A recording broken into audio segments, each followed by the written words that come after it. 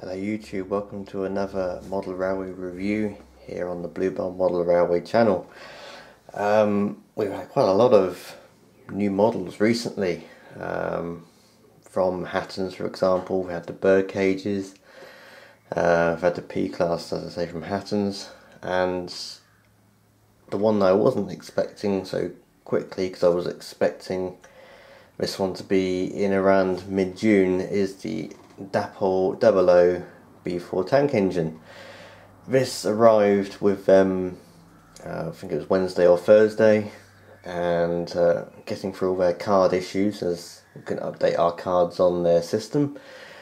Managed to get this one down here quite quickly, and it arrived about half an hour ago. So this is probably the first 00 gauge model I've had new from Dapol. The only other one is the Terrier that I have, which I've modified slightly. So let's have a little look around this new model from Dapol.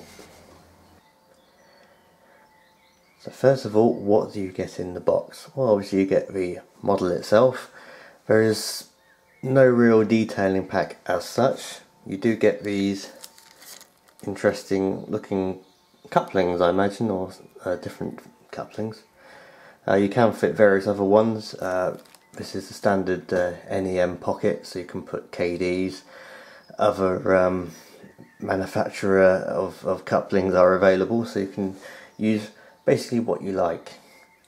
What else you get in the box? You get a nice looking manual, which you'll just see here. I do recommend reading it before running your model. Lots of useful information in there, and you don't necessarily have to oil it. It has a 6-pin DCC plug in the model, which you can get into by removing the body, which means you have to remove the keeper plate, which then gives you access to the 2 screws holding the body on, which is a bit of a backwards way of doing it, but obviously they like you to take it apart and then put it back together again. It has a 5-pole motor. It has a flywheel, which should help it running over dirty track or insulated joints, like on the points, so install frogs, etc. And that's driven by a little drive shaft which pops into the gearbox, which is at the back of the model, which drives the rear axle. Interestingly, when I took it out of the box, I had a look, and I believe the front axle is compensated, which means there's a little bit of movement up and down, side to side, and just basically has quite a good front end on it for going over rough track, etc.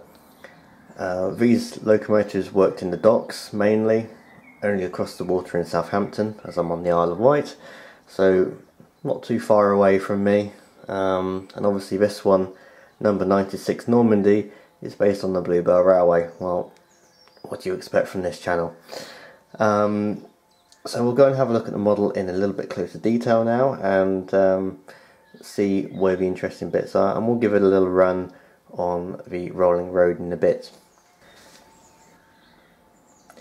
So having followed the progress and development of this model by attending various model shows and exhibitions, the first signs of it we got was at Alexandra Palace a few years ago, so I know what the model is made out of, and seeing the production painted samples back at Worley, I think last year.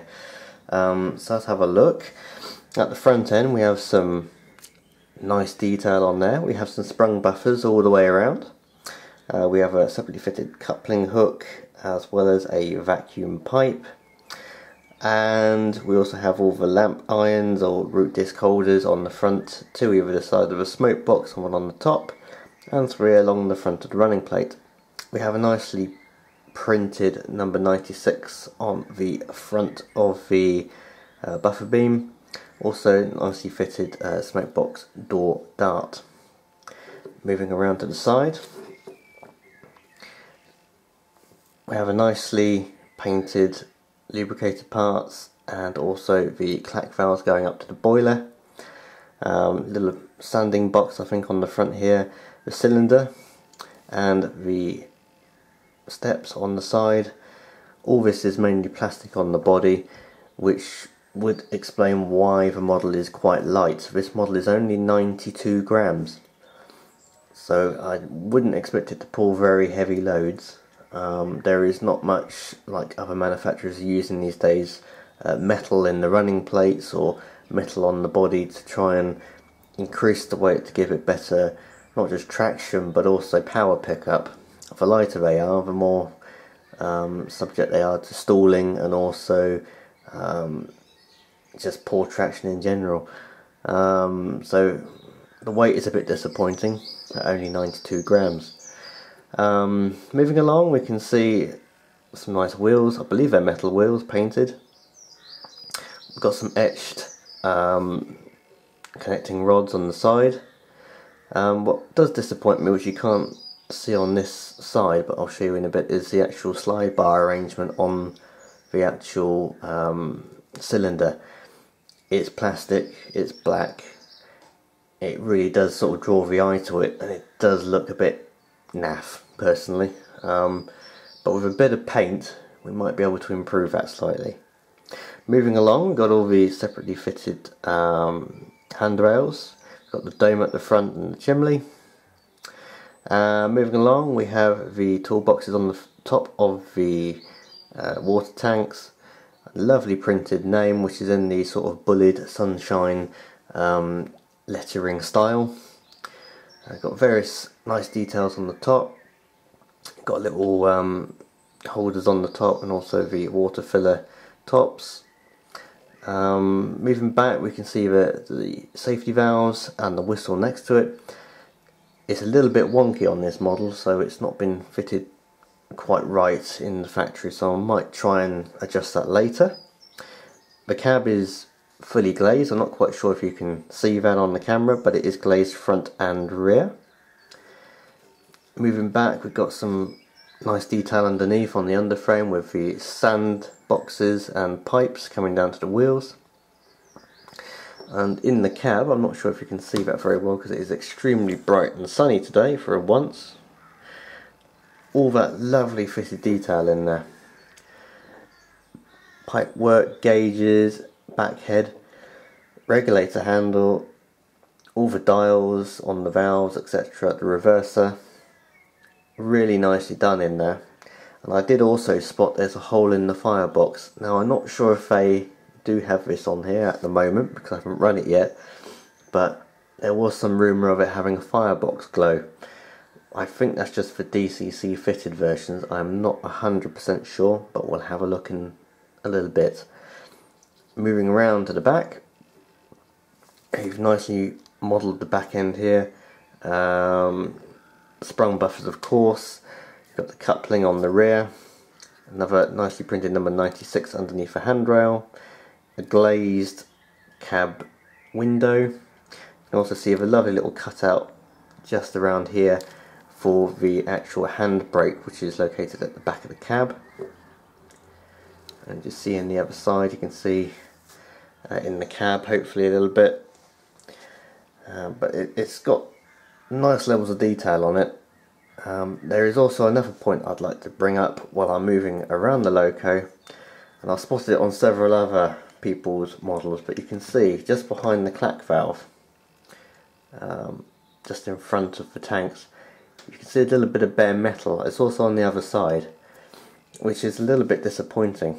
So maybe we'll try and paint that up to try and disguise it a little bit. So that's on both sides. I'm not sure if it's metal or it's unpainted plastic, but maybe if I get inside and have a look how it's constructed, I can remedy that slightly with a little bit of paint, but it's disappointing and a bit of a shame. Moving down, you can see what I mean with the slide bar arrangement now on this side. You can only just about see it behind the step.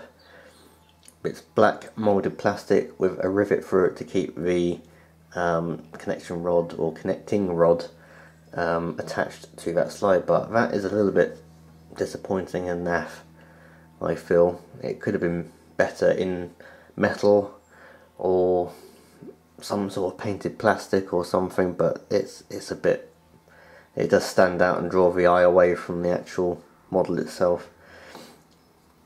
It's a nice model, but it's not perfect. So there could be some work to do by the modeller.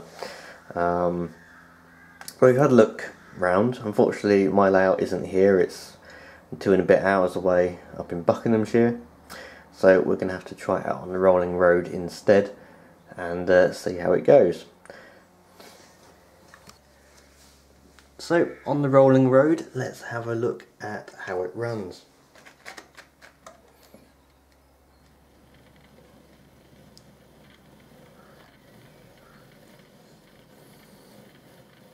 Overall start, nice and smooth. It's just picking up a little bit of speed now, just wearing itself in. There are no running in instructions on this model, so I would still follow the overall run it in for half an hour each way or an hour and see how it goes. But overall nice and smooth and forward. And we'll just leave it running for a little bit and capture a few shots on this camera, and we'll summarise in a little bit.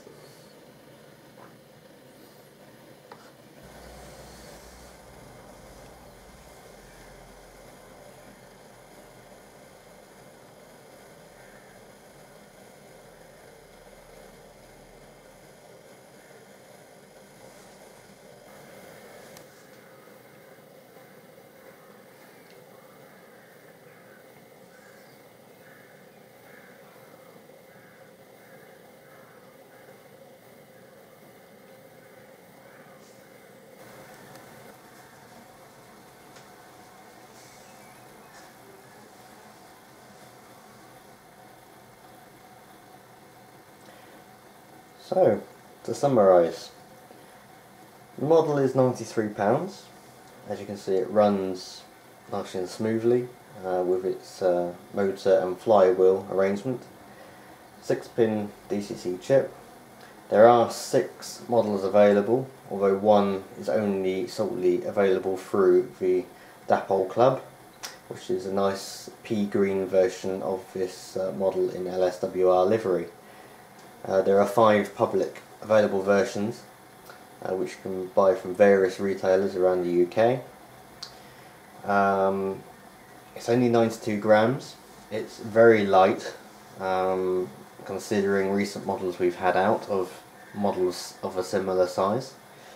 It's a great little dock shunting engine, so it would be great for various layouts which have quite a lot of shunting on, and even, as I mentioned, that they were on the quayside in Southampton, so anything like that, it'd be very suitable. £93 is quite a lot of money for this model, I feel. There are some improvements that could be made. The plastic slide bar, for example, it's a bit naff, and it does draw the eye away from the otherwise nice detail on the model. Other things is the line of either missing paint around the bottom of the boiler. It's a bit of a shame. I don't really see why somebody should have to put some paint over that, but unfortunately it's on my model and I have spotted it on other people's as well. Some of the fittings, like the safety valve, are a bit wonky. That could be improved, so some quality control issues possibly. But there's also scope for improving the model more, as I say, more weight, but and also accessibility to the motor and DCC chip could be improved.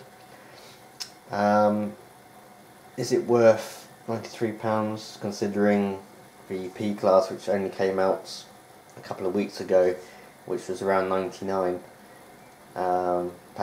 from Hatton's? Is it worth it?